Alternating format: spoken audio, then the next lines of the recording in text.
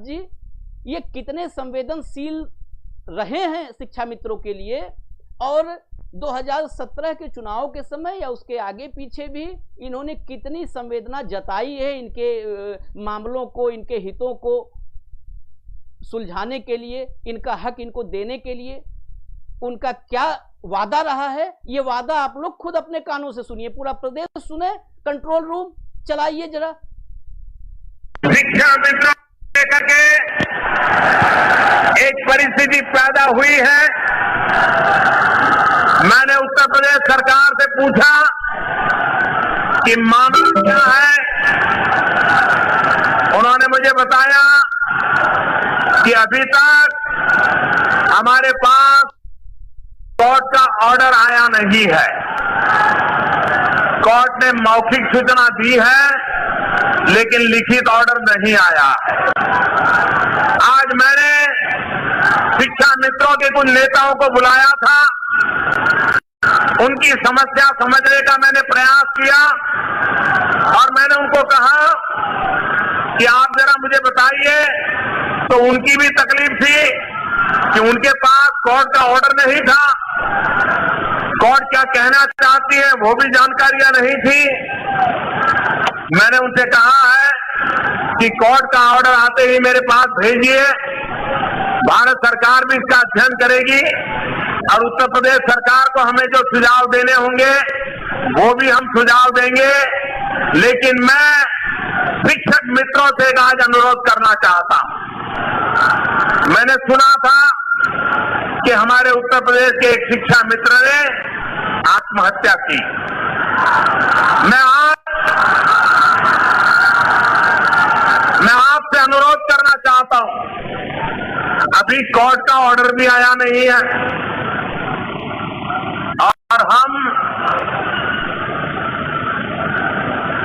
अपने जीवन को संकट में डालें तो समस्या का समाधान नहीं होता है।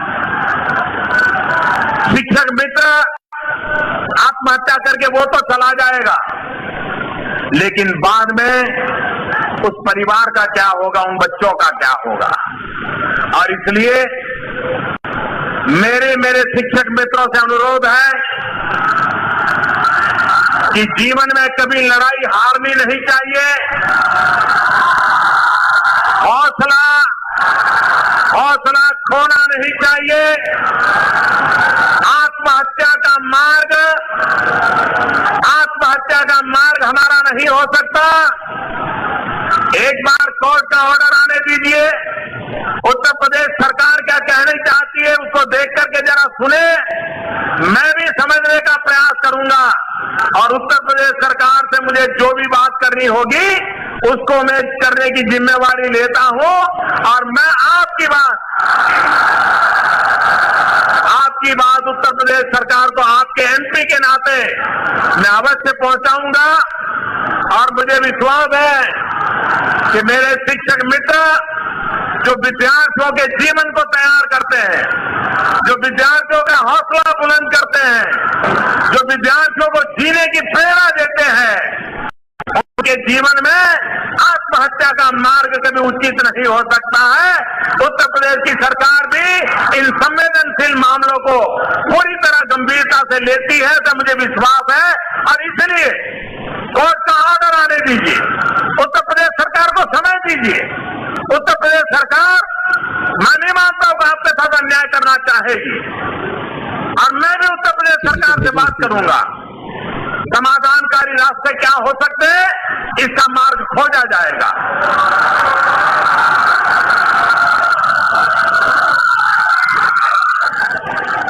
भारत माता की।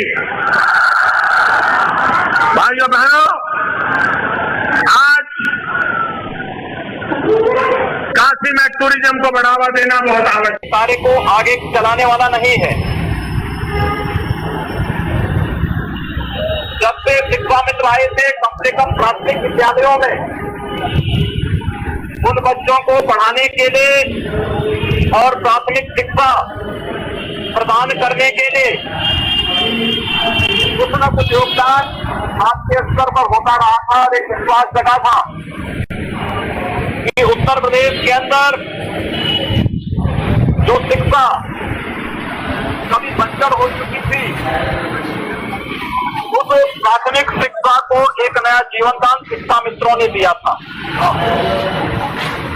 लेकिन कहीं न कहीं एक मिसहैंडलिंग है और दूरदर्शिता है कि हम न्यायालय के उन कार्यों को समझ नहीं सके और केवल मुकाबलेपन में जब भी कोई निर्णय होते हैं उसका शिकार आम जनमानस को ऐसे ही होना पड़ता है जैसे अभी हाई कोर्ट के निर्णय पर हुआ। मेरा आप लोगों से दो अनुरोध होगा। एक, हताशा और निराशा में कोई युद्ध नहीं जीता जाता है। अपनी हताशा से उभरिए, निराशा से उभर करके हम सबको इस लड़ाई को जीतने की एक नई कार्रवाई प्रारंभ करनी होगी। और मैं विश्वास के साथ कह सकता हूँ ये प्रश्न केवल एक व्यक्ति का नहीं, ये केवल शिक्षा मित्रों का नहीं, बल्कि उत्तर प्रदेश की प्राथमिक शिक्षा का है। इसलिए इस लड़ाई में आप अकेले नहीं होंगे, आपके साथ एक बहुत बड़ा समुदाय आपके साथ खड़ा होगा। इसलिए मेरा सबसे पहला अनुरोध होगा कि अपनी हताशा और निराशा से उभरिए। दूसरा, उत्तर प्रदेश सरकार को अपना एक ठोस कार्यक्रम बना करके सुप्रीम कोर्ट में जाने के साथ साथ केंद्र सरकार के पास भी उन्हें अपने प्रस्ताव के साथ जाना चाहिए। केंद्र सरकार शिक्षा के क्षेत्र में जो भी योगदान देता है वो राज्य सरकार को देता है। राज्य सरकार उस पर आगे कार्रवाई करती है। अगर उत्तर प्रदेश सरकार आपसे संबंधित किसी भी उस प्रस्ताव को लेकर के पहले ही केंद्र सरकार के पास गई होती, संभवतः इस प्रकार की स्थिति नहीं होती जो आज आप सबके सामने आ खड़ी हुई है। हमको यहाँ पर किसी पार्टी का नहीं बल्कि शिक्षा के बारे में सोचना है। हमें इस प्रदेश के लगभग 2.25 लाख उन शिक्षा मित्रों के भविष्य के बारे में सोचना है, उनके परिवारों के बारे में सोचना है। इसलिए राजनीतिक लाभ और हानि के लिए नहीं, बल्कि जो लोग खिलवाड़ कर रहे हैं, मजाक बना दिया है जिन लोगों ने शिक्षा व्यवस्था को, उन लोगों के मुंह पर एक तमाचा मारा जाना चाहिए इस आंदोलन के माध्यम से। और इसीलिए मैं आग्रह करूंगा, अपनी हताशा निराशा से उभरिए। इस लड़ाई को एक नया तेज और नई धार देने की आवश्यकता है।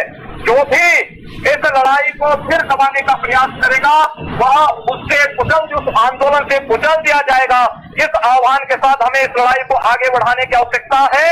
और प्रदेश सरकार वो सबसे पहला कार्य तो इसको सुप्रीम कोर्ट में डिवीजन दाखिल करके इस पर नए सिरे से कार्रवाई करने की अपील करनी चाहिए। बहुत सारे रास्ते हैं, अगर कोई समस्या है उस समस्या का समाधान भी है। ऐसा नहीं कि कोई समस्या हमेशा के लिए समस्या बनी रहती है। अगर समस्या का समाधान भी होगा और समस्या का समाधान भी वहीं से होगा जिन्होंने समस्याएं अपनी अदूरदर्शिता से प्रारंभ पैदा की है। उनको अपना पैकेज लेकर के सुप्रीम कोर्ट के पास भी जाना चाहिए और भारत सरकार के पास भी जाना चाहिए। भारत सरकार के पास कोई शिक्षा से जुड़ा हुआ, शिक्षा मित्रों के हित से जुड़ा हुआ कोई भी प्रकार का प्रस्ताव आएगा तो हम लोग संसद में लेकर के, सरकार से लेकर के संसद तक उस प्रस्ताव का समर्थन करवाएंगे और शिक्षा मित्रों के हितों को हर स्तर पर, उत्तर प्रदेश की प्राथमिक शिक्षा को हर स्तर पर संरक्षण प्रदान करेंगे। इस विश्वास के साथ आप सबसे मैं इस बात का आग्रह करूंगा, याद रखना, हताशा निराशा से कोई युद्ध नहीं जीता जाता है। अगर आप हताशा निराश रहेंगे, एक दिन, 2 दिन, 4 दिन कोई आपके आंदोलन के साथ रहेगा, बाकी हर व्यक्ति छड़ता जाएगा, करता जाएगा, अपना रास्ता बनाता जाएगा। इस पूरी लड़ाई को एक नई धार पूरे प्रदेश स्तर पर देने की आवश्यकता है।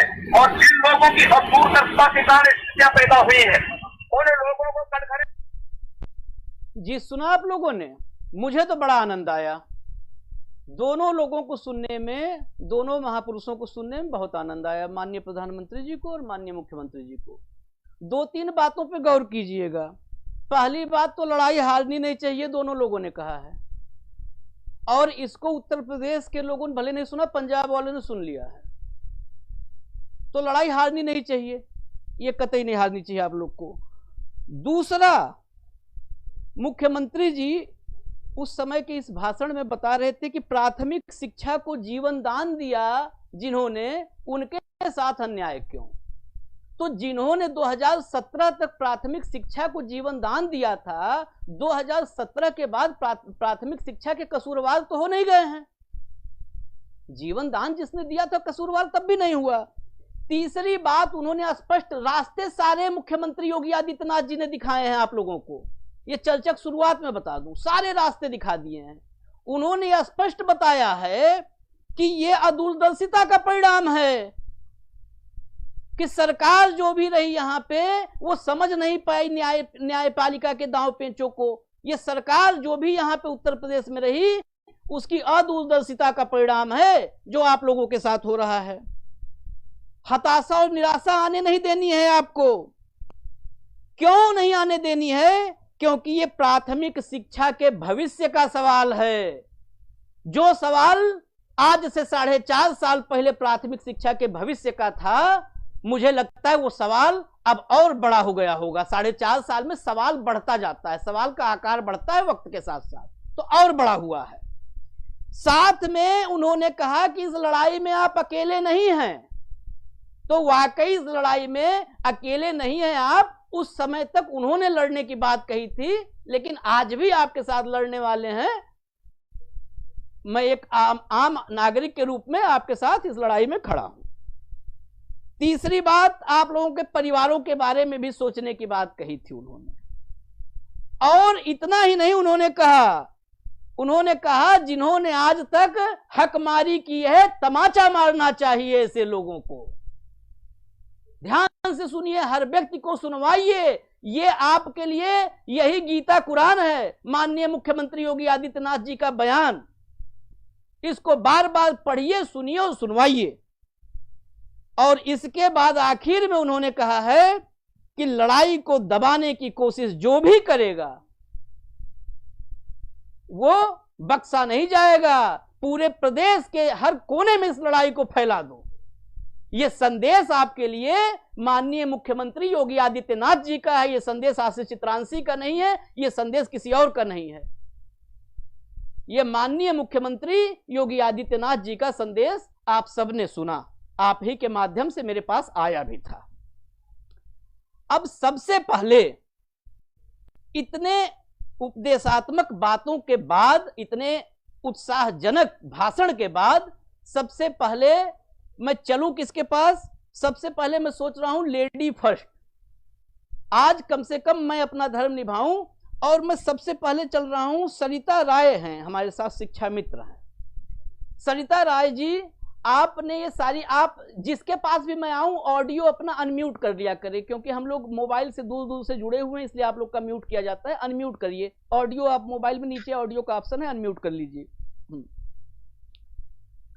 आप सबसे पहले ये जितना कुछ आपने सुना और 4.5 साल उसके बाद जो वक्त गुजरा, इसमें कितनी तरक्की हुई, आप लोग को कितना हक मिला, ये बताइए। उसके बाद बाकी मैं अभी त्रिभुवन जी और अभय जी से बाकी तथ्यात्मक बातें समझूंगा।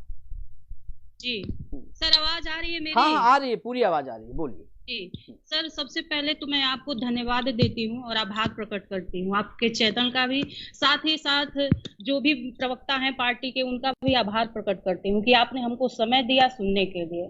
सर, आपने ऑडियो सुना, पूरे लोगों ने सुना होगा। दो बातें हमारे सीएम साहब हमको आरोप के तौर पे आज भी लगाते हैं कि हम सपा सरकार के एजेंट हैं, और दूसरी ये कि हम अयोग्य हैं। दोनों चीजें उन्होंने गुणगान के रूप में कह दिया है, तो समझ में नहीं आता कि दोनों चीजें आप ही से निकल के आती हैं कि हम अयोग्य हैं, और हमारी योग्यता का पैमाना आप खुद हमारा गुणगान करके बता देते हैं। दूसरी बात, आप कहते हैं कि आप सपा के एजेंट हैं, आप कहते हैं कि आप अपने मांग को रखने के लिए, अपने पक्ष को रखने के लिए आप तेज धार दीजिए, अपने धरने को बल दीजिए। और आज समय ऐसा हो गया सर, मैं आपको बता दूं कि हमें सच कहने के लिए, केवल सच बोलने के लिए ये सजा हमको दी जा रही है। हम अपना हक, अपना न्याय मानने के लिए सर हम यहाँ पर लगे रहते हैं, और केवल हमारी बात को दबाया जाता है। सर, विश्वसनीय सूत्रों से पता चलता है सर कि हमारे पीएम साहब, हमारे सीएम साहब मात्र इस चीज का हमको दंड देते आ रहे हैं कि हमने मांग अपनी रखी, हमने धरना दिया, हमने ट्विटर से, फेसबुक से, धरने से अपनी बात को रखा, समझाना चाहा, बताना, उसी का आज हमको परिणाम मिल रहा है कि हम अपनी बात को रखते हैं और पता नहीं ये मानसिकता बन गई आज के सरकार की, हमेशा अगर हम अपनी बात रखें तो हम उनके विरोध में जा रहे हैं। समझ में नहीं आता कि हम आज तक 20 साल से साइलेंट बैठे थे, तब भी हमारी बातों को नहीं सुना गया है, और फिर आज हमारे पास इतनी जिम्मेदारियां हैं, हमारे बच्चों की जिम्मेदारियां हैं, 3 पीढ़ी की जिम्मेदारियां हैं। आज हम आर्थिक स्थिति से ऐसे गुजर रहे हैं कि रोज हमारे बच्चे, हमारा परिवार, हम त्राही त्राही करके मर रहे हैं। हम अपनी आवाज को सरकार तक पहुंचाना चाहते हैं, फिर उसका दंड हमको दिया जा रहा है केवल अपनी बात कहने के लिए। सर 4 साल गुजर गए हैं सर, और कुछ आप देख रहे हैं सर जिस स्थिति से हम लोग गुजर गए हैं। सर आपने भाषण सुना, आम आदमी की बात तो आम आदमी की होती है। एक कहते हैं कि मंच पे एक पीएम बोलता है, सीएम बोलता है, उसकी बात में दम होता है, वो गलत नहीं बोलता है। पता नहीं आज इतने दौर हो गए 4 साल के, कभी इन्होंने अपने ऑडियो को फिर से उन्होंने सुना है कि नहीं सुना है। सर हम बहुत सारी बातें आपके चैनल के माध्यम से कहना चाहते हैं सर, बहुत ही तकलीफ है, बहुत ही भड़ास है, जो कि समय भी कम है और हम कहना भी चाहते हैं सर। हम ये समझते सर, सरकार से, चाहे यहाँ पे प्रवक्ता महोदय हैं, उनसे हम पूछना चाहते हैं सर कि योग्यता का पैमाना क्या होता है। सरिता जी, मैं आपकी सारी बातों को कहने का मौका दूंगा, मेरे पास वक्त की कमी नहीं है, सारी बात कहने का मौका दूंगा। मैं फिर अभी आपके पास आऊंगा दोबारा और सारी बात कहने का मौका दूंगा। जी बिल्कुल सर। मैं अभय जी के पास चल रहा हूं। अभय जी, इस ऑडियो ने तो मेरी भी आंखें खोल दी। दरअसल राजनीति का चरित्र क्या हो चुका है, ये ऑडियो, ये भाषण बता रहा है कि सरकार हमारी नहीं है तो प्रदेश के कोने कोने में आंदोलन करो और आंदोलन को कुचलने की कोशिश करे, उसकी भी खबर ले ली जाएगी। 4.5 साल से शासन में हैं और वहीं का वहीं शिक्षा मित्र खड़ा है। क्या क्या आप लोगों के साथ तथ्यात्मक रूप से जो आपके पास जानकारी हो, तथ्यों को रखिए, क्योंकि मैं तब रघुनंदन भदौरिया जी से जवाब ले पाऊं। सर आपका बहुत बहुत धन्यवाद। सर ये जो ऑडियो आपने माननीय प्रधानमंत्री जी के सुने हैं, वो 2015 में बनारस किए हैं और उस समय माननीय जी प्रधानमंत्री पद पर विराजमान थे। और जो मुख्यमंत्री जी का ऑडियो है, जब 2015 में हाई कोर्ट ने समायोजन रद्द किया था, तो उस समय वो गोरखपुर के सांसद थे और हमारे देवरिया और गोरखपुर के मंचों पर आकर उन्होंने जो कहा उसी का वो ऑडियो है। उस समय सांसद थे, उन्होंने कहा कि आप लोग राज्य सरकार पर दबाव बनाइए, केंद्र को जाएगा, हम संसद में उसको पास कराएंगे उस बिल को। आज राज्य में भी उन्हीं की सरकार है 4-4.5 वर्षों से, केंद्र में भी उन्हीं की सरकार है। अब थोड़ा शिक्षा मित्रों के बारे में थोड़ा संक्षेप में मैं यह बताना चाहता हूं कि 1999 में शिक्षा मित्रों की नियुक्ति हुई थी पहली बार। उस समय माननीय अटल बिहारी वाजपेयी जी देश के प्रधानमंत्री थे और कल्याण सिंह जी मुख्यमंत्री थे। दोनों लोगों का सपना था शिक्षा मित्रों की नियुक्ति करना। तो एक तरह से कहिए तो बीजेपी के मानस संतान कहे जाएंगे शिक्षा मित्र। और उस समय जब विद्यालयों में शिक्षक की बहुत भारी कमी थी, 60% तक विद्यालय तालाबंद थे और सरकार के पास इतना बजट नहीं था कि वो शिक्षकों की नियुक्ति करके विद्यालय को चला सके। शिक्षा मित्रों ने ही विद्यालय को खोला 2250 रुपए के न्यूनतम मानदेय पर। लेकिन मैंने एक बार और भी बता चुका हूं कि उस समय यह न्यूनतम मानदेय समय के हिसाब से कुछ ठीक था, क्योंकि प्रधानाध्यापक का वेतन उस समय 5000 हुआ करता था। तो 2250 रुपए तो एक तरह से कहा जाए तो ठीक ही था। वही प्रधानाध्यापक आज 80,000 रुपये वेतन पा रहे हैं और शिक्षा मित्र 2250 से 10,000 पर लटका हुआ। विद्यालयों को तो इनका शिक्षा कार्य तो शुरू हो गया, विद्यालय चलने लगे, शिक्षा मित्र जहां का तहां आंदोलन होते रहे। अंत में सन 2009-10 के आसपास शिक्षा मित्रों की नियुक्ति बंद कर दी गई। उस समय की सरकार ने यह निर्णय लिया कि शिक्षा मित्र काफी संख्या में हैं, तो क्यों ना हम इन्हें शिक्षित कर इनको अस्थायी कर दें, जिसके लिए उन्होंने, जब शिक्षक की योग्यता जो होती है स्नातक प्लस बीटीसी, तो 2009-10 में एक प्रस्ताव आया और हमें बीटीसी का कोर्स कराया गया। सारे शिक्षा मित्र ने बीटीसी का कोर्स किया 2 वर्षीय समय के हिसाब से।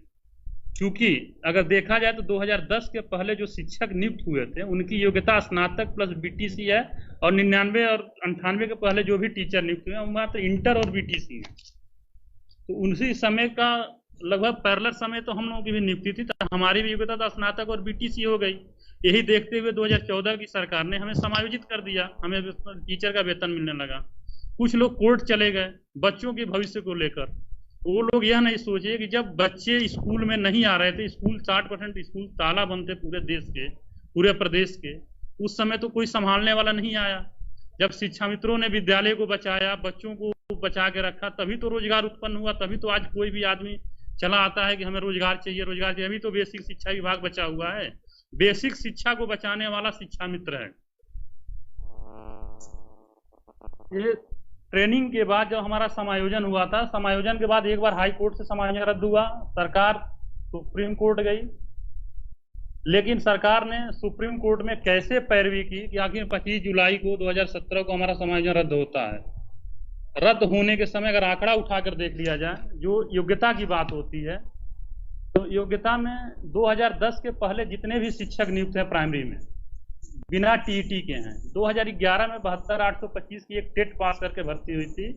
2013 में 10,000 की भर्ती हुई थी। एक बार 15,000 की, 16,448 की और 1,12,460 की।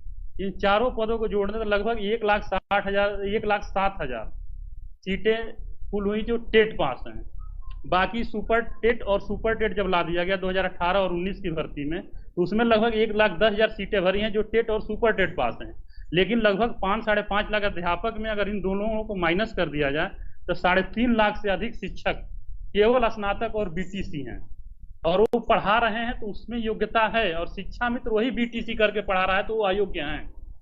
और जब अयोग्य थे तो ये पूरे 22 साल शिक्षा मित्रों से क्यों पढ़वाया गया, बच्चों का भविष्य क्यों खराब करवाया गया, इसका जिम्मेदार कौन है?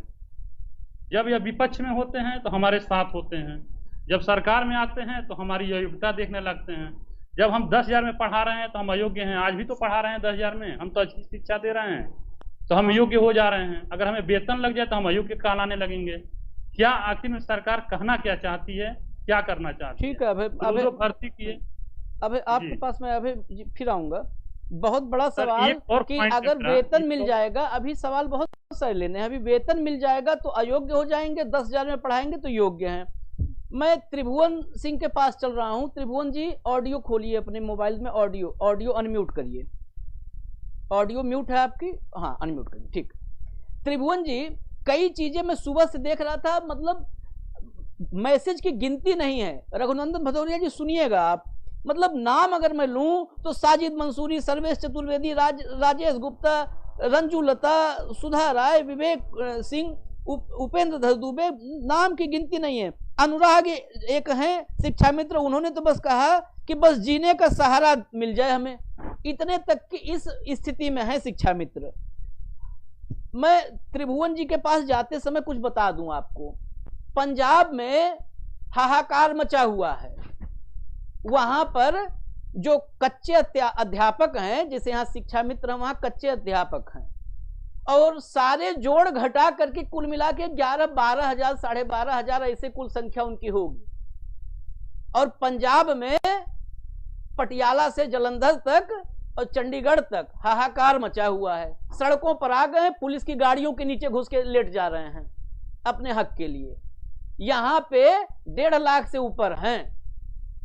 क्यों? ये बहुत बड़ी संख्या है त्रिभुवन। आप ये समझिए कि अगर 1.5 लाख लोगों के हितों की अनदेखी हो रही है, और वो भी अनदेखी उस व्यक्ति, उस सरकार की तरफ से जिन्होंने बिल्कुल संबद्ध कर लिया था कि आंदोलन करो, लड़ाई करो और हम तुम्हारे साथ हैं, ऐसे तरफ से। उसके अलावा एक और जानकारी है, इन सब पे मैं आपसे डिटेल में जानना चाहता हूं कि जो है एक क्षेत्रीय भविष्य निधि आयुक्त हैं, उन्होंने आदेश दिया था कि सबके जो है ईपीएफ की कटौती की जाए। जितने 1,60,000 शिक्षा मित्र हैं, 30,000 अंशकालिक अनुदेशक हैं, इनके ईपीएफ कटौती की जाए। मैं जो जानकारी पाया कि अगर ये कटौती होती तो ये कोरोना में जो चले गए इस संसार को, परिवार को छोड़ के अपने, उनको 2.5 लाख से 7 लाख रुपए तक का बीमा मिल जाता, बीमार को इलाज मिल जाता। वो भी क्षेत्रीय भविष्य निधि आयुक्त के आदेश के 1.25 साल बाद भी कटौती नहीं शुरू हो पाई, जबकि वो जो है 1 अप्रैल 2015 से कटौती का आदेश था, और ये 28 फरवरी 2020 को ये आदेश दिया था आयुक्त साहब ने।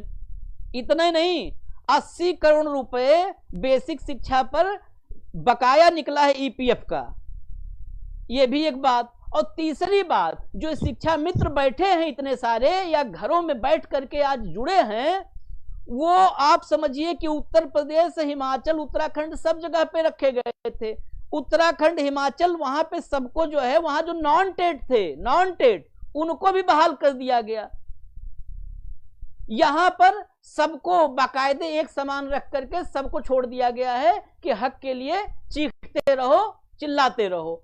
त्रिभुवन सिंह, ये सारे जो तथ्य मेरे पास आए कितने दुरुस्त हैं और क्या क्या और बातें हैं वो भी रखिए आप। फिर मैं चल रहा हूं सीधे भदौरिया साहब के पास। ऑडियो नहीं आ रही है त्रिभुवन जी, आपकी ऑडियो नहीं आ रही है, आप चेक करिए अपना वो लीड चेक करिए। हाँ, ऑडियो नहीं आ रही है। कंट्रोल रूम चेक करिए क्यों नहीं आ रही है ऑडियो त्रिभुवन जी की। हाँ, तुरंत चेक करिए। तब तक हम एक और कॉलर ले रहे हैं। अनीता श्रीवास्तव हमारे साथ जुड़ी हुई हैं, शिक्षा मित्र हैं। अनीता बोलिए, आप अपनी बात रखिए। अनीता श्रीवास्तव जी बोलिए। सर, मैं तो सबसे पहले आपके चैनल के सभी लोगों को जो है बहुत बहुत धन्यवाद देना चाहती हूँ सर, कि आपने हमारी आवाज को अपने चैनल के माध्यम से उठाया और बराबर उठाने की कोशिश कर रहे हैं सर। मैं वाराणसी से हूँ सर। मैं बता दूं कि जब हम लोगों का समायोजन निरस्त हुआ था 2015 में हाई कोर्ट से, तो सर हम एक प्रतिनिधि मंडल मिला था। अनीता जी, आपकी ऑडियो प्रॉपर आ नहीं पा रही है सब तक। हाँ हाँ, बोलिए बोलिए, अब अनीता जी बोलिए। और त्रिभुवन जी का ऑडियो चेक करवाइए कंट्रोल रूम तुरंत। बोलिए अनीता जी। हाँ सर। हाँ सर, मैं बताना चाहती हूँ कि जब 2015 में सर हमारा समायोजन हाई कोर्ट से निरस्त हुआ था, तो उस समय जो है हमारे वाराणसी के सांसद प्रधानमंत्री मोदी जी थे और हम लोगों का प्रतिनिधि मंडल यहाँ पे वाराणसी में मिला, जिसमें मैं भी एक महिला के तौर पे थी। सर, माननीय मोदी जी ने कहा कि इस समय मैं क्या कर सकता हूँ, क्योंकि तुम्हारे उत्तर प्रदेश में जो है सपा की सरकार है और माननीय अखिलेश यादव जी हैं, फिर भी मैं तुम्हारे हाई कोर्ट की कॉपी को मंगाऊंगा और देखूंगा कि उसमें क्या कमियां हैं, और मैं जितना भी हर संभव मदद आप लोगों की करूंगा। फिर सर ये हम लोगों से वार्ता करके, और जब माननीय मोदी जी मंच पर गए तो मंच पर भी उन्होंने यही वादा किया शिक्षा मित्रों से कि आप जो है आत्मघाती कदम न उठाएं। तब तक कई लोग मर चुके थे सर, क्योंकि जब हाईकोर्ट से समायोजन निरस्त हुआ तो लोग अवसाद में चले गए और काफी लोगों ने आत्मघाती कदम उठा भी लिया। और ये बात माननीय मोदी जी के कानों तक पहुंची और उन्होंने मंच से ये वादा किया सर कि मैं जो है आवाज को आप आत्मघाती कदम न उठाएं और आपकी जिम्मेदारी अब मेरी है और मैं आपकी समस्या का समाधान निश्चित तौर पे करूंगा। मैं आपके प्रदेश सरकार से भी वार्ता करूंगा और आप लोग कृपया शिक्षक वर्ग से बिलोंग करते हैं, इसलिए आप लोग शिक्षक का गुण अपनाते हुए धैर्य से काम लें। और इस समय आप लोगों की स्थिति विपरीत चल रही है, लेकिन फिर भी आप लोग जो है धैर्य से काम लें। आप लोग शिक्षण कार्य करें, स्कूल में जाएं और मैं आपकी समस्या का समाधान करूंगा। सर, उस समय हम लोग बहुत खुश हुए और पूरे पेपर में सर मोटी मोटी हेडलाइन में जो है ये बात छपी और सारा शिक्षा मित्र समाज सर खुशी से झूम उठा कि हमारा प्रधानमंत्री हमारे साथ है। सर, फिर उसके बाद समस्याएं हम लोगों की जो है सुप्रीम कोर्ट में हम लोग गए और सुप्रीम कोर्ट में 2017 में सर हम लोगों ने माननीय योगी जी को वोट दिया और योगी जी जो है मुख्यमंत्री के पद को सुशोभित किए। सर, उसके बाद हमारा 2017 में समायोजन निरस्त होता है दिल्ली से और उसके बाद शिक्षा मित्र समाज में एक शोक की लहर दौड़ जाती है सर। सभी लोग चारों तरफ त्राही हमारे परिवार के लोग भूखमरी के कगार पे आ जाते हैं। तब हमारी योगी सरकार कहती है कि नहीं, आप लोगों को 10,000 का मान दे दिया जाएगा। और 2 परीक्षा का प्रावधान किया था सर सुप्रीम कोर्ट ने। उस परीक्षा में सर सुप्रीम कोर्ट ने कहा था कि चूंकि ये 21 सभी लोग चारों तरफ त्राही हमारे परिवार के लोग ठीक है अनीता जी, ठीक है। हम आप सभी लोगों जवाब लेंगे रघुनंदन भदौरिया जी से। त्रिभुवन जी की ऑडियो ठीक हुई क्या? जी आवाज आ रही है? हाँ हाँ अब आ रही है। अब बोलिए, आपसे सवाल तो मैं ले ही चुका था, बोलिए अब। नमस्कार सर, आपने हमारा मुद्दा बहुत मजबूती के साथ में उठाया है, तो एक शेर के साथ मैं अपनी बात को शुरू करता हूँ। तोड़ा कुछ इस अदा से ताल्लुक उसने, तोड़ा कुछ इस अदा से ताल्लुक उसने गालिब, कि 4.5 साल अपना कसूर ढूंढते रहे, कि 4.5 साल अपना कसूर ढूंढते रहे। आदरणीय, ये अगर आप देख पा रहे हैं आशीष जी, दिख रहा है, आप बोलिए। ये उत्तर प्रदेश सरकार का घोषणा पत्र है, आप इसको अगर देख पा रहे हो दिखाइए सभी को। ये उत्तर प्रदेश सरकार का घोषणा पत्र है और इस घोषणा पत्र में इन्होंने पृष्ठ संख्या 9 पे शिक्षा के क्षेत्र में गुणवत्ता विस्तार, पृष्ठ संख्या 9 में शिक्षा क्षेत्र में गुणवत्ता विस्तार पे इन्होंने बड़ा कायदे से लिखा था, वो मैं थोड़ा पढ़ के सुना देता हूँ। सुनाइए। इन्होंने लिखा क्या था। शिक्षा के क्षेत्र में गुणवत्ता विस्तार। उत्तर प्रदेश शिक्षा एवं सांस्कृतिक विषयों में हमेशा देश का अग्रणी राज्य रहा है। परंपरा से ही काशी शिक्षा का सनातन केंद्र रहा है। आधुनिक भारत में भी महामना मदन मोहन मालवीय जी ने उस परंपरा को प्रगतिशीलता के साथ जोड़कर उत्तर प्रदेश की शिक्षा क्षेत्र में विशिष्ट पहचान बनाई, परंतु सपा व बसपा के शासनकाल में यह क्षेत्र उपेक्षा का शिकार बना, जिसके कारण शैक्षिक गुणवत्ता का पतन हुआ एवं मूलभूत शिक्षा के अवसरों में गिरावट आई। भारतीय जनता पार्टी बेहतर शिक्षा के लिए प्रदेश में समान अवसरों की उपलब्धता की दिशा में कार्य करेगी। निःशुल्क शिक्षा, शिक्षा संस्थानों का विस्तार और शिक्षा मित्रों की न्यायोचित सहायता। अब इन्होंने शिक्षा मित्रों की न्यायोचित सहायता में बाकायदा लिखा है कि प्रदेश के सभी शिक्षा मित्रों की रोजगार की समस्या को 3 महीने में न्यायोचित तरीके से सुलझा लिया जाएगा। आदरणीय रघुनाथ, मैं इसका सम्मान करता हूं, लेकिन इसमें जो वादे हम लोगों से किए गए वे वादे आज तक नहीं पूरे हुए। आखिर क्यों, क्या कारण है? पहली चीज। दूसरी बात यह है कि 3 अप्रैल 2016 को झूलेलाल पार्क में माननीय राजनाथ सिंह की एक रैली होती है और उस रैली में जो राजनाथ सिंह जी कह रहे हैं वो मैं बताना चाह रहा हूं आपके चैनल के माध्यम से कि संविदा कर्मियों की बेहतरी के लिए नियत की कमी। राजनाथ सिंह जी बोले मांगे पूरी करने के लिए खजाने में धन न होने की बात ठीक नहीं, सरकार के पास होता है कुबेर का खजाना। ये बातें माननीय राजनाथ सिंह ने 2016 में कही थी झूलेलाल पार्क में संविदा कर्मचारियों के हित के लिए। आखिर इनके वादे कहां गए, इनके वादे कहां गए? पहला सवाल ये। दूसरा सवाल ये है कि अभी आपने पंजाब का जिक्र किया तो मैं पंजाब की व्यथा बता दूं। पंजाब में 12,327 कॉन्ट्रेक्चुअल टीचर हैं और 12,327 कॉन्ट्रेक्चुअल टीचर को अलग अलग पेमेंट दिया जाता है। वहां पर कांग्रेस की सरकार है और कांग्रेस की सरकार ने ये वादा किया था कि हम जब सत्ता में आएंगे तो आपकी समस्याओं को दूर करेंगे। और आज ठीक विपरीत उलट वहीं यूपी में आखिर ये चुनावी वादे क्यों किए जाते हैं जिनको राजनीतिक पार्टियां पूरा नहीं कर पाती हैं? ये लोग लुभावन पत्र घोषणाएं क्यों की जाती हैं? आखिर वोट लेने के लिए आपके चैनल से मैं पूछना चाहता हूं सभी माननीयों से, सभी पार्टियों के लोगों से कि आखिर ये लोग लुभावन वादे घोषणाएं क्यों की जाती हैं? आदरणीय संपादक जी, मैं आपको थोड़ा और बता दूं, जो मेरे पास रिकॉर्ड है, मैं रिकॉर्ड में आपको बता दूं कि अब तक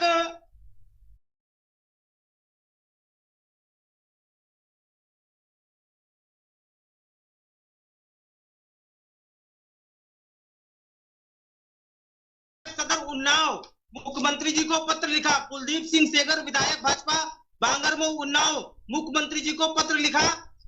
पत्र में लगभग सभी की भाषा है कि संशोधन अध्यादेश लाकर पुनः अध्यापक पद पर समायोजन किया जाए, अगर नहीं होता है तो वेतन व्यवस्था लागू की जाए। लगभग सभी ने ये बात कही है। उसके बाद ये प्रकाश जावड़ेकर जी हैं, इन्होंने राज्यपाल जी को लिखा है, मतलब इन्हीं की पार्टी के लोग और सारे पत्र लिखे गए हैं। आचार्य महामंडलेश्वर डॉक्टर स्वामी साक्षी महाराज जी, संसद सदस्य उन्नाव, इन्होंने भी पत्र लिखा है। मेरे पास पूरे कॉपी है, अगर कोई आप अगर लेना चाहे तो मैं आपको प्रेषित कर सकता हूं। उसके बाद जो पत्र मेरे पास है, प्रकाश जावड़ेकर जी ने लिखा है। उसके बाद वीरेंद्र सिंह है, संसद सदस्य लोकसभा एवं राष्ट्रीय अध्यक्ष किसान मोर्चा भाजपा, इन्होंने भी पत्र लिखा है आदरणीय योगी आदित्यनाथ जी को।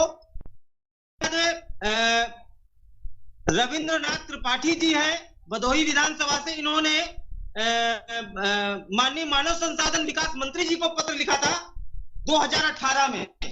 उसके बाद मनोज तिवारी है, संसद सदस्य लोकसभा उत्तर पूर्वी दिल्ली, इन्होंने भी पत्र लिखा था आदरणीय मुख्यमंत्री जी को। राजेंद्र अग्रवाल है, संसद सदस्य लोकसभा मेरठ हापुड़ से, इन्होंने भी पत्र लिखा था माननीय मुख्यमंत्री जी को। उसके बाद धर्मेंद्र कश्यप है, संसद सदस्य लोकसभा उत्तर प्रदेश आंवला से, आपने भी पत्र लिखा था माननीय मुख्यमंत्री जी को। उसके बाद ये तो बहुत लंबी फहरिस्त होगी त्रिभुवन जी, जब 50 सांसद और विधायक ने लिख दिया तो लंबी फहरिस्त होगी। अभी हम पहले इतने का जवाब ले लेते हैं। रघुनंदन भदौरिया साहब, ऑडियो खोल लीजिए कृपया, ऑडियो खोल लीजिए, फिर मैं अभी बहुत सवाल इन लोगों के हैं, आप ऑडियो खोल लीजिए जरा। जी भदौरिया साहब, इन सारी बातों के निष्कर्ष से मैं आपके पास आ रहा हूं।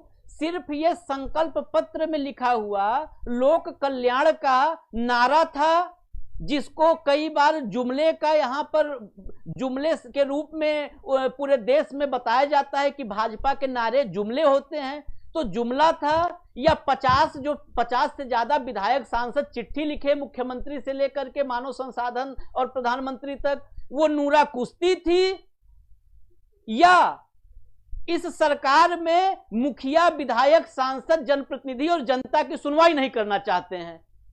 इनमें से क्या सच है वो आप बताइए, हम मानेंगे। देखिए, पहली बात तो आपको तथा आपके चैनल पर बैठे हुए सभी साथियों को मैं नमस्कार करता हूं, और ये भी बताना चाहता हूं कि देश के प्रधानमंत्री और प्रदेश के मुख्यमंत्री के कार्यकाल को जिस ऐतिहासिक ढंग से समाज जनता कह रही है, अभी तक हम किसी सरकारों के बीच में रहने वाले, उस समाज में काम करने वाले कभी सुना नहीं। काम करना करके दिखाते हैं प्रधानमंत्री मोदी जी और प्रदेश के भदौरिया साहब 1 मिनट के लिए रोकूंगा, फिर बोलने का मौका आपको पूरा है।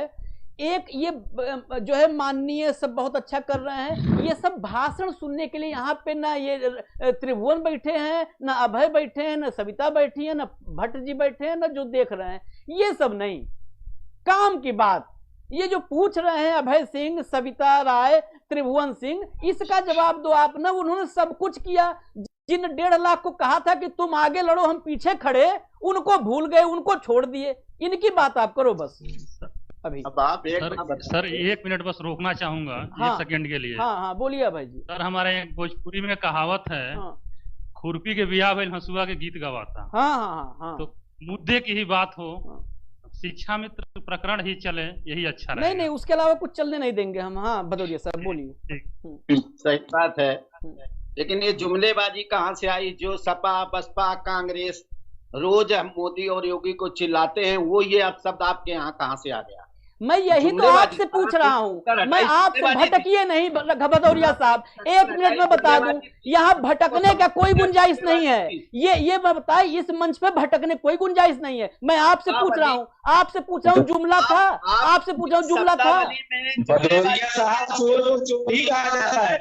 1 मिनट अभी आप लोग रुकिए। बात आनी चाहिए, कार्य के विचार की बात आनी चाहिए, आगे भविष्य में क्या होगा। हाँ, जुमलेबाजी अन्य सरकारें करती थी, भारतीय जनता पार्टी आपने क्या किया वही तो पूछ रहे हैं भाई। आप शिक्षा मित्र की बात करिए, आपने क्या किया ये बताइए। देखिए ऐसा है, हमारे यहाँ यूपी में 1,73,000 शिक्षा मित्रों के भविष्य की चिंता माननीय मुख्यमंत्री जी कर रहे हैं। अच्छा, एक मिनट, अभी सविता आ रहा हूँ, अभी आपके पास आ रहा हूँ, मैं अभी आ रहा हूँ। हाँ, उन्होंने ये भी कहा हम शिक्षा मंत्रों को स्थायी किए जाने का विचार रखें। किया क्या? कहा तो बहुत कुछ हमने सुनवा दिया पूरे प्रदेश को, जो कहा था किया क्या वो बताइए। अरे भाई सुनो तो। हाँ सुनाइए आप।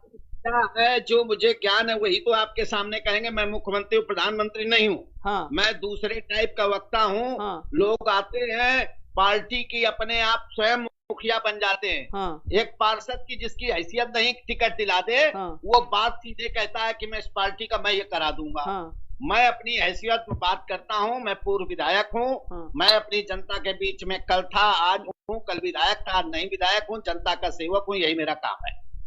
नहीं, सबसे पहले मैं आपसे, हाँ। यूपी सरकार ने 4 साल में लगभग 1,19,287 नहीं सुनना है ये आंकड़े, नहीं सुनना, नहीं सुनना है, नहीं सुनना है ये जो भर्ती कर चुकी है। नहीं, क्यों नहीं सुना? अरे भाई आप, मैं यहाँ पे शिक्षा मित्र 1,60,000 शिक्षा मित्र की बात कर रहा हूँ, वही बात हंसी व्यायाम खुरपी गीत आप अभी कहा ना भाई सिंह ने, नहीं सुनना है, कोई इंटरेस्ट नहीं है। आप नाराज हो जाइए, आपकी सरकार नाराज हो जाए मुझसे, मुझे इंटरेस्ट नहीं है सुनने में। 1894 टीचर की भर्ती प्रक्रिया में है, मुझे इंटरेस्ट नहीं है। शिक्षा मित्रों क्या किया जिसको पूरे प्रदेश के जिले जिले में लड़वा रहे थे आपके मुख्यमंत्री, हमारे मुख्यमंत्री, प्रदेश के मुख्यमंत्री। आप जवाब दीजिए, दोबारा सुनवा दूं क्या वो बात? दोबारा सुनवा दूं बयान? सरकार काम कर रही है, सरकार काम सबके लिए कर रही है। हाँ। ये एक ऐसी सरकारें हैं जिन्होंने, जो सबके लिए कर रही है दिख किसी के लिए नहीं रहा है, जो सबके लिए कर रही है दिख किसी के लिए नहीं रहा है। ऐसा नहीं है। न्यायचित न्यायिक काम, कोई भी बेईमानी नहीं, कोई भी धांधली नहीं। मैं बताना चाहता हूं ऐसी भर्तियां हुई अन्य सरकारों में जहां पैसा मिला है तभी भर्ती। और मैं किसी पार्टी प्रवक्ता नहीं हूं, मैं बताने लगूंगा भर्तियों खाल उत्तर प्रदेश के ना, तो आप उसके बाद एक लाइन जवाब नहीं दे पाएंगे।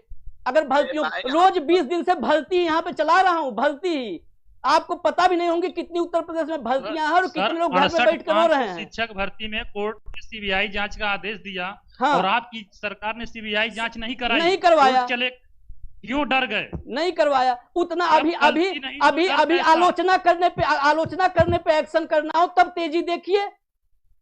और जब 68,500 में भ्रष्टाचार पर कोर्ट ने कहा कि ये जांच करवाइए सीबीआई, तब सरकार नहीं करवाई। मैं बता दूं 68,500 की कापियां जब जांच होती हैं तो पहली बार जो परीक्षक जांच करते हैं 41,000 लड़के पास होते हैं, दूसरी बार पुनः जांच होती है तो 4800 लड़के फिर पास होते हैं, फिर 12 कापी जांच होती है तो 9 लड़के पास होते हैं, फिर चौथी बार कापी जांच होती है तो 23 लड़के पास होते हैं, फिर 5वीं बार कापी जांच होती है 103 लड़के फिर पास होते हैं। क्यों बार बार आदरणीय विधायक जी, श्रीमती सुप्ता मैडम इसीलिए हटाई गई थी, श्रीमती सुप्ता मैडम इसीलिए हटाई गई थी। क्या जवाब देंगे? केवल ये वही रटा है, हम बहुत कुछ करने पूछ लो 5 काम बताने के लिए किसी के पास नहीं है। शिक्षा मित्र की बात हो रही है तो कह रहे हैं कि मैंने सर्जिकल स्ट्राइक कर दिया था। अरे शिक्षा मित्रों पे सर्जिकल स्ट्राइक थोड़ा करनी है आपको। 3 IAS अधिकारी और मुख्यमंत्री जी ने मिलकर एक जियो जारी किया था 21 मई को पासिंग मार्क्स का, और उस जियो को नहीं बचा पाए। मैंने तो अभय सिंह, त्रिभुवन सिंह, मैंने कई बार कहा इस विषय पे कि जिन लोगों ने कापियां जांची थी उनकी फोटो जारी की जाए ताकि हर आदमी अपने घर में मढ़वा के लगवावे कि कैसे परीक्षक थे कि कापी पहली बार जांचे तो 4,000 पास हुए, फिर कोर्ट ने एक बार फिर से जांचो तो 100 और पास हो गए। सरकार ने लखनऊ से भेजा था PNP पर 100 कापियों अंतरंडम जांचे गए जिसमें 52 लोग पास हुए, लोग फेल हो गए। अगर वो 41,000 पहले जो लड़के पास हुए हैं अगर उनकी कापी जांच कर दिया तो 15,000 फेल हो जाएंगे। वो कितने लाख रुपए में पास हुए हैं?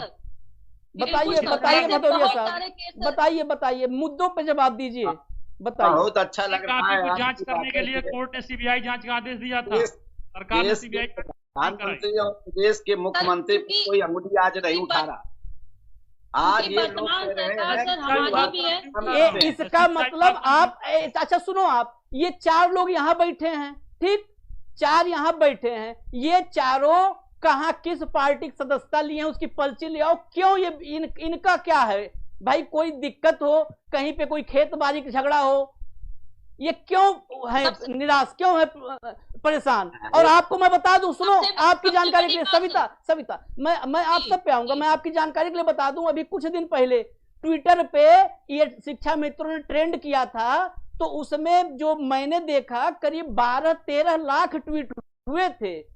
तो 12-13 लाख ट्वीट एक वर्ग से अगर हुए, एक समूह, एक शिक्षा मित्रों की तरफ से हुए, तो ये सारे उंगलियां कहां पे आप लोग की? इसका मतलब आप लोगों ने चौराहे पे, एक कहावत है कि चौराहे पे आंख बंद करके खड़े हो जाओ, सोचो हमको कोई देख नहीं रहा है। दिक्कत यह है कि आपको सब लोग देख रहे हैं, आप किसी को नहीं देख रहे हो, आप उंगलियां नहीं देखना चाहते हो।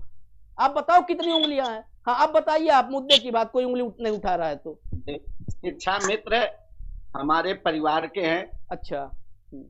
और अभी त्रिभुवन सिंह जी ने कहा उसमें ज्यादातर भाजपा के लोगों ने ही इनके सहमत पत्र लिखे हैं। कोई न कोई प्रक्रिया इसमें ऐसी है जो लटकी हुई होगी, नहीं तो हमारे योगी जी जितनी नौकरियां दी हैं 2 बार मायावती अखिलेश सरकार ने नहीं दी है। नहीं कि जो दी है नौकरियां ना, सविता, हाँ सविता पहले आप बोलो, आप बोलो।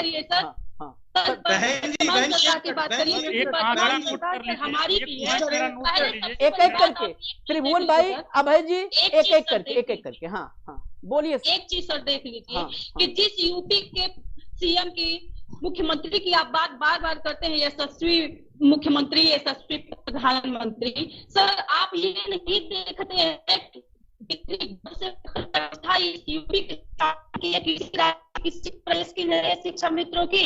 आप ये बात सर क्यों भूल जाते हैं कि वही अनुभव, वही योग्यता लेकर के हर राज्य के शिक्षा मित्र खुशहाल जीवन जी रहे हैं, और आपके यूपी का शिक्षा मित्र एकदम मरने के कगार, उसकी 3 पीढ़ियां बर्बाद कर दी आप लोगों ने।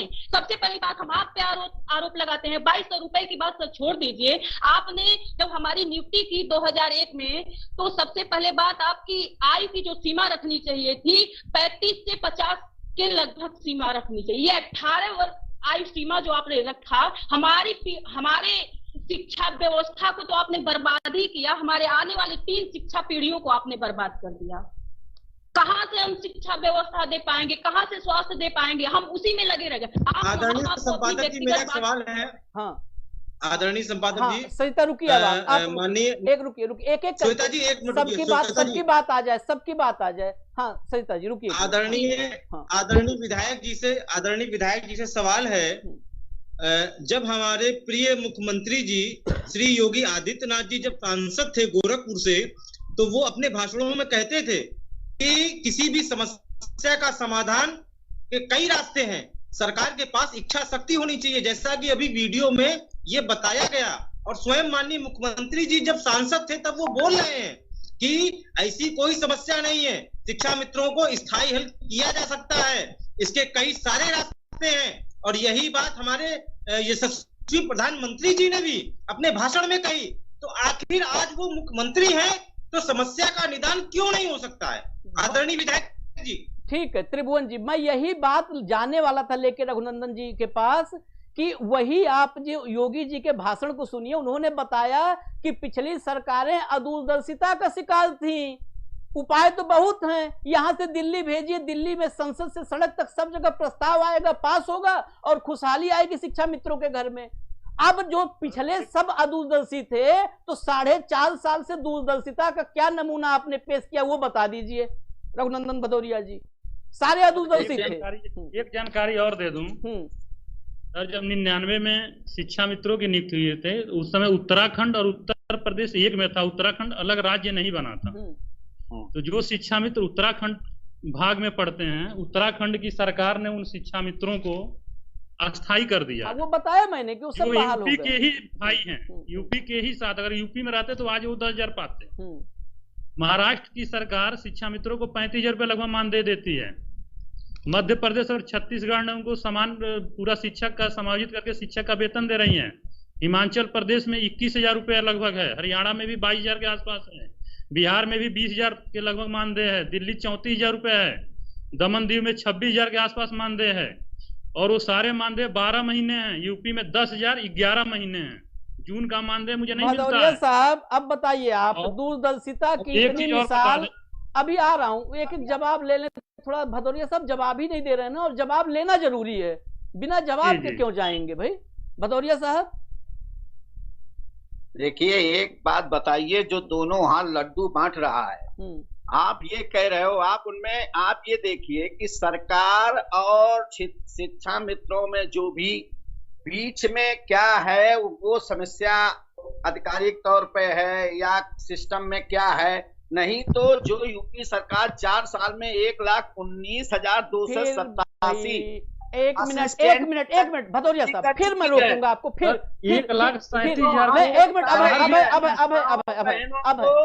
अब शौचालय दे रही है, सुनिए राशन पहुंचा अरे रही सुनिए है। प्रभु, सुनिए कारण मैं उस पे इसलिए नहीं जा हमें रहा हूं। राशन नहीं चाहिए, हमें नौकरी चाहिए। सुनिए अभय जी, अरे भाई, मैं उसके बारे में मैं विशेषज्ञ नहीं हूँ, मुझे ये भी नहीं मालूम उसमें कारण क्या है। मैं चैनल पे बैठ के झूठ लफाजी नहीं बोल सकता हूँ, तो बोलेंगे वही जो मुझे मालूम है। तो पार्टी के संकल्प पत्र में झूठ शामिल करने से बचना चाहिए। पत्र लिख सकते हैं ऑर्डिनेंस पास करने का, राज्यपाल एक ऑर्डिनेंस पास कर दे, अभी समाधान हो जाएगा। बातों का अध्ययन करूं और दोबारा डिबेट कराइए तो मैं आपको जवाब दूं। नहीं, लेकिन आप ये क्यों भूल जाते हो, जो महिलाओं को सम्मान शौचालय देकर दिया, जो आज राशन दे रहा है, जो गैस दिया, बार बार पूरा प्रदेश सुने भैया, यही है राजनीति का चरित्र। मैं भाजपा का नहीं कहूंगा, यही है राजनीति का चरित्र। पूरा प्रदेश सुने, पूरा प्रदेश सुने। पढ़ने लगे जब आप सरकार आई है, जिन स्कूलों में प्राइवेट में लोग पढ़ाना नहीं बच्चे जानते थे, आज बच्चे पढ़कर डिग्रियां पाने की ओर घूम रहे हैं। अच्छे बच्चे पढ़ने लगे जो अच्छे स्कूलों में। 4.5 साल में ही पढ़ के डिग्री भी पाने पहुंच गए। वाह, इस रफ्तार से पढ़ाई अद्भुत हुई। प्राइमरी में एडमिशन लिए और डिग्री ले लिए। नहीं पढ़ते क्या?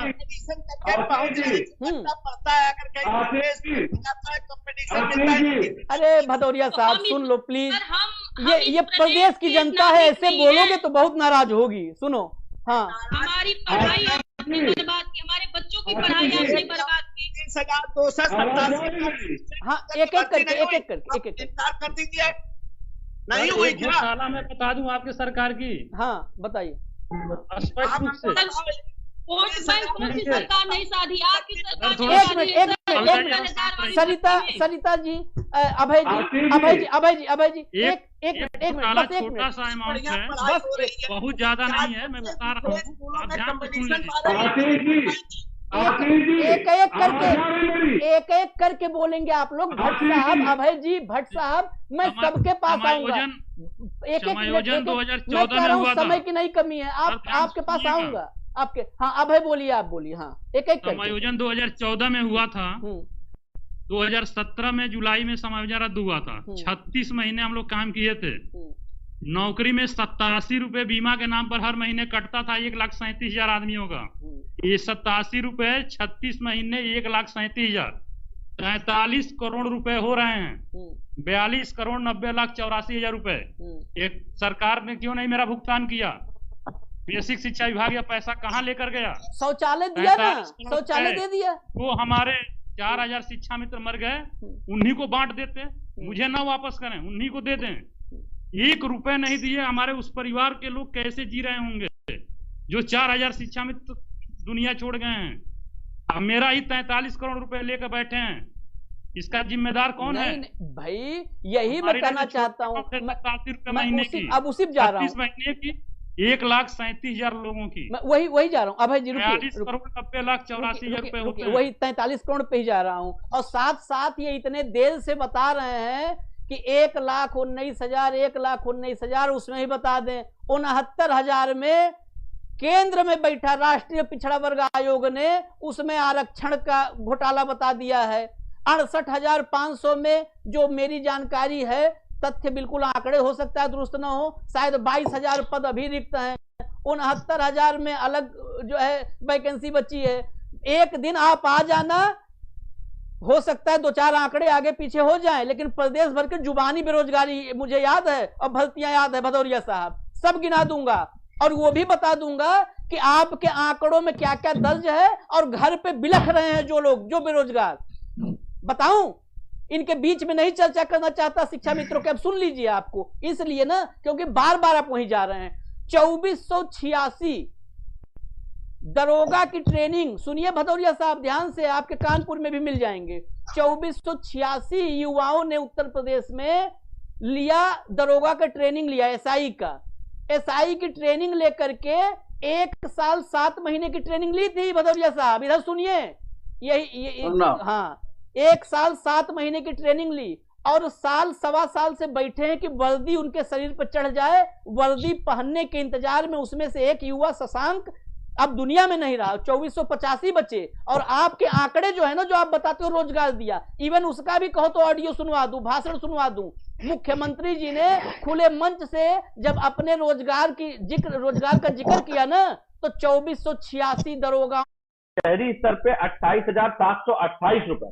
आप इसी को एक क्रम में ऑर्डिनेंस रूप में ले आइए, पास कराइए। हम विपक्ष में हैं, हम आपको पूरी तरह से प्रस्ताव में आपके समर्थन करते हुए इन शिक्षा मित्रों की समस्या का एक ही बार में पूरा समाधान कर देंगे। मैं इस बारे में बहुत राजनीति में इसलिए नहीं जाऊंगा, कहने के लिए बहुत कुछ है, लेकिन इतनी पीड़ा सुन ली आपने। आप उपलब्धियां मत गिनवाइए, उपलब्धियां गिनवाने का काम आपका हमारा है मंच से, लेकिन पड़ोसी के घर का खाना छीन करके कोई नहीं खाएगा जो आप कह रहे थे। तो मैं आपको जिम्मेदारी से बता दूं, ये आपको एक समाधान भी मैंने बता दिया है, और विपक्ष में रहकर भी हम आपको इसमें पूरी तरह से आपका समर्थन दे देंगे। चलिए आप ऑर्डिनेंस लेके आइए, हम पास करने के लिए तैयार हैं। भदौरिया साहब सलाह दीजिए, पार्टी में संगठन में ऑर्डिनेंस लाएं। विपक्ष भी समाजवादी पार्टी पहले बार जो है भाजपा के ऑर्डिनेंस पे समर्थन में खड़ी होगी। नहीं, भाजपा नहीं, हम शिक्षा मित्रों के लिए खड़े होंगे सर, क्योंकि मैं कह रहा हूँ, अरे भाई आप भाजपा के समर्थन में खड़े हो जाओ, अगर उससे शिक्षा मित्रों का भला हो रहा है। शिक्षा मित्रों के अगर लाखों परिवारों को रोजगार मिलना, लाखों परिवारों को, तो राजनीति की कास्ट की होनी चाहिए। हाँ बोलिए, सरकार की वैक्सीन लगवाएंगे कि नहीं लगवाएंगे? भदौरिया साहब यही बात करना, आप लोग यही बात करना। आप लोग को जरा भी यहाँ पे भदौरिया साहब, मैं बड़े दुख से कहता हूं कि आप लोगों को थोड़ा सा राजनीतिक संवेदनशीलता आनी चाहिए। पता नहीं कैसे जनता के बीच आप लोग राजनीति करते हो। यहाँ पे अपनी पीड़ा रख रहे हैं, वहां आप मुस्कुरा रहे हो, वैक्सीन की बात कर रहे हो। मैंने समाधान दिया आपको, मैं तो समाधान मैंने अपनी बात कह दी। सुनिए, हाँ। जब मैं कह रहा हूँ कि जो भी हो, आप अगर मुझको लिख कर देंगे तो मैं आपकी बात आगे पहुँचाऊंगा। जो मुझे नहीं मालूम है, मैं झूठ फरेब नहीं बोलूंगा आने लोगों। अरे तो अपनी सरकार से पता करिए ना, आपकी सरकार अपनी बात कहते हैं। कानून बनाना राज्य का विशेषाधिकार है। एक ऑर्डिनेंस लाइए, एक ऑर्डिनेंस पास करके सभी की समस्या का समाधान, कोर्ट जाने की आवश्यकता ही नहीं पड़ेगी। बात सुन लो, मुझे जब मैं कह रहा हूँ आप सरकार ये सबके लिए है, सरकार ने ही, सुनिए आप अपनी बात कह रहे हो, 1,73,000। जब ये 50 संख्या मैं निकाल के लाया हूँ तो क्या आप थोड़ी मेहनत नहीं करेंगे? आपको दिया जाएगा तो करेंगे। विचार रखा है। मैं जो कह रहा हूँ सुनिए, यूपी में 1,73,000 शिक्षा मित्रों के भविष्य की चिंता माननीय मुख्यमंत्री जी को है। इसके तहत ही उन्होंने शिक्षा मित्रों के स्थायी किए जाने के विचार भी रखा है। भदौरिया जी वही बताए ना, कब होगा 4,000 शिक्षा मित्र मर गए हैं, 4,000 शिक्षा मित्र मर चुके हैं। इंतजार करो, जल्दी हो जाएगा, जल्दी हो जाएगा। इंतजार करो भैया, थोड़ा सा इंतजार करो, जल्दी हो जाएगा। एक अंतिम निवेदन, एक सबके पास में आ रहा हूं, एक एक करके सबके पास। सबसे पहले त्रिभुवन सिंह, आप बोलिए, अपनी बात रखिए। ऑडियो खोलिए त्रिभुवन, अपना ऑडियो आवाज खोलिए। त्रिभुवन सिंह आवाज खोलिए, मोबाइल में आवाज खोलिए। आदरणीय संपादक जी, पंजाब में जो विपक्ष में भारतीय जनता पार्टी के सम्मानित नेतागण हैं, वो इस समय वहां के संविदा शिक्षकों के साथ में है। तो उत्तर प्रदेश में जो सत्ता में सरकार है, वो हमारे साथ में क्यों नहीं? यहाँ भी जब विपक्ष में आएंगे तो साथ हो जाएंगे, चिंता मत करिए। सवाल पहला ये। दूसरा सवाल है, हिंदुत्व की बात करने वाली हमारी पार्टी, देश की पार्टी हिंदुत्व की बात करने वाली, ये 3,000 से अधिक शिक्षा मित्र जो मरे हैं, ये पाकिस्तान के नहीं है, ये हिंदुस्तान के हैं। इनके साथ न्याय क्या होगा? फांसी लगाई है लोगों ने, खून से पत्र लिखे हैं। आदरणीय विधायक जी, मैं आपको सब कुछ दूंगा एविडेंस, मैं झूठ नहीं बोल रहा हूं, मैं सब कुछ एविडेंस दूंगा। खून से पत्र लिखे हैं, लोगों ने फांसी लगाई है, सुसाइड नोट लिखा है, सुसाइड नोट में उन्होंने साफ लिखा है कि मैं इतने कम पैसे में परिवार चलाने में असमर्थ हूं। ऐसे एक नहीं, 2 दर्जन लोगों ने फांसियां लगाई हैं, 2 दर्जन। आदरणीय विधायक जी, स्थिति से मैं आपको अवगत कराऊंगा। बहुत मोटी फाइल है आदरणीय विधायक जी। आखिर आपकी सरकार ने अब तक उनके परिवार वालों को क्यों नहीं कंपनसेशन दिया? वो भी तो पढ़ा रहे थे 15-20 साल से। क्या न्यायिक संवैधानिक हक नहीं बनता था कि उनके परिवार वालों को कुछ दिया जाए? 10 लाख, 5 लाख, 20 लाख रुपए दिया जाए।